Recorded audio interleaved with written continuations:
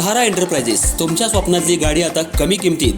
इचलकरंजी शहरालगत असलेल्या कबनूर चंदूर रोडवर कोन्नूर पार्कमधल्या सहारा एंटरप्राइजेस इथं पश्चिम महाराष्ट्रातली विविध बँका आणि फायनान्स कंपन्यांनी जप्त केलेल्या जुन्या दुचाकी आणि चारचाकी गाड्यांची विक्री केली जाते. शोरूम किमतीपेक्षा 25 ते 50% कमी दरात, उत्तम स्थितीत आणि संपूर्ण कागदपत्रांसह त्वरित डिलिव्हरी. दुचाकी 20,000 पासून पुढे तर चारचाकी 50,000 पुढे. आपल्या पसंतीची कार किंवा बाईक आता अगदी परवडणाऱ्या दरात घेऊन जा. विश्वास, पारदर्शक व्यवहार आणि उत्तम सेवा हेच आमचं वैशिष्ट्य. पत्ता Konnur park, Kabnur Chandur road, Ichalkaranji. Proprietor Rajubhai Ajgar. संपर्क 8055810910 आणि 9860785786.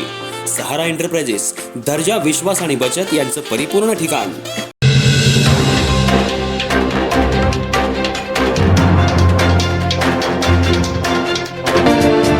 महाराष्ट्र राज्याचे उपमुख्यमंत्री अजित पवार यांचं काल एका विमान दुर्घटनेत दुर्दैवी निधन झालं.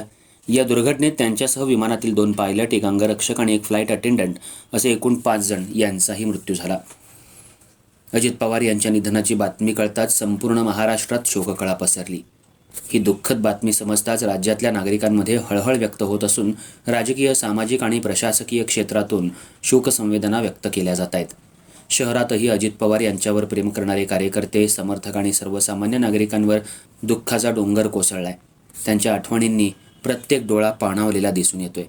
अजित पवार म्हणजे कामाचा वेग, निर्णय क्षमता आणि प्रशासनावर वचक ठेवणारा नेता अशी ओळख त्यांनी निर्माण केली होती.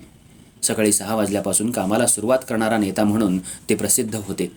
एखादा सर्वसामान्य नागरिक काम घेऊन गेला तर ते काम तात्काळ मार्गी लावण्याची त्यांची शैली होती. त्यामुळेच ते माणसातला माणूस म्हणून ओळखले जात होते. दौऱ्यावर असताना एखाद्या लहान मुलानं किंवा सामान्य व्यक्तीनं हाक मारली तर गाडी थांबवून विचारपूस करणं ही त्यांची खास आणि अनोखी शैली होती. कठोर प्रशासक असतानाही मनानं संवेदनशील आणि कुणालाही न दुखावणारा नेता म्हणून अजित पवार यांची प्रतिमा होती.